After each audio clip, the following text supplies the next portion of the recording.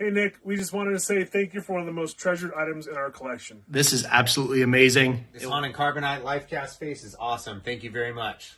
This is a deeply beautiful piece, and I'm very grateful for it. Thank you. Hi everyone, it's Nick Maley, that Yoda guy, here at the Foggy Star Foundation's Yoda Guy movie exhibit in St. Martin. Now, I talked a few weeks ago about lighting the Han in Carbonite Lifecast plaques that we have been awarding to some of our supporters and are still awarding right now. The original Lifecast of Harrison Ford in Carbonite is something that I helped Stu and Graham Freeborn make in 1979. And that Lifecast was a pure white plaster.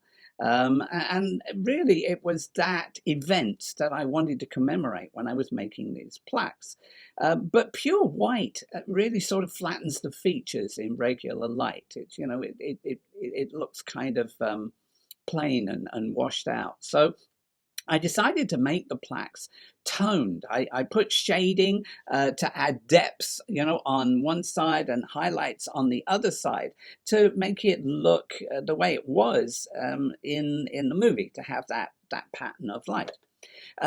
But I also explained in a previous video that in the movies you saw very little of the carbonite finish on the prop because it was lit with colored light.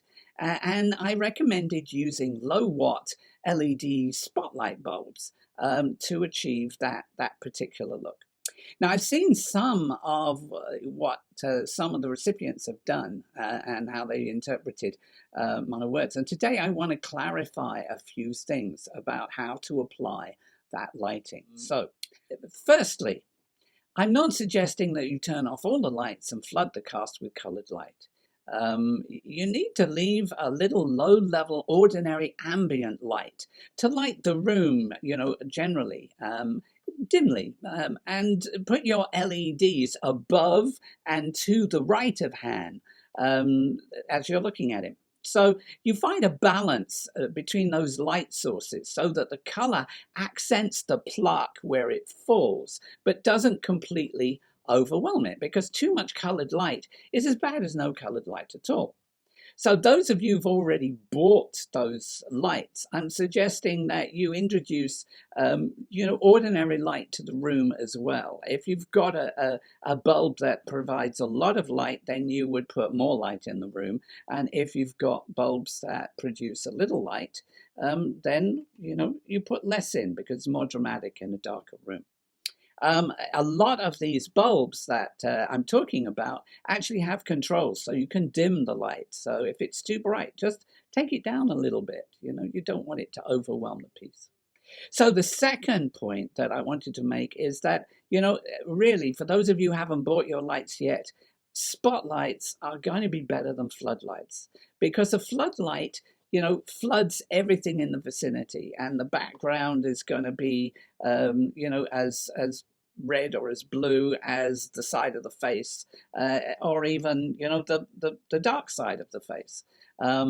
What you really want is spotlights that are going to just cast an accent in, a particular area. Have a look at the photos that I'm providing, and that will help you, get a handle on that.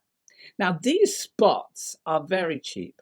They're color changing. They have a little hand control. If you want to, you can actually, put them on automatic so they change color slowly over time, which can be quite entertaining if they're a permanent part of your room.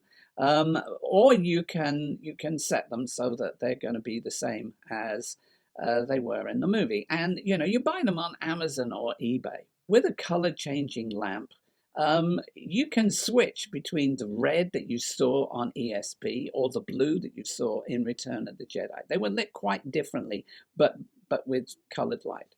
I use these little bulbs. If I hold it next to my head, you can see how small that is. And I move them backwards and forwards depending upon, where they are how the light falls, particularly. You'll see in the photograph that I've used two spots in this case. The one that is further forward is causing a broader light on the one side of the face to make sure that everything has some color, and then the one that is further back is really accenting and intensifying the color just where I want it. This is that Yoda guy, Nick Maley, saying, may the Force expand your horizons and be with you always. Hey, Nick, I wanted to tell you that I absolutely love my Han Solo and Carbonite. It's probably my favorite collectible that I own, and I can't wait to light it the way you suggest.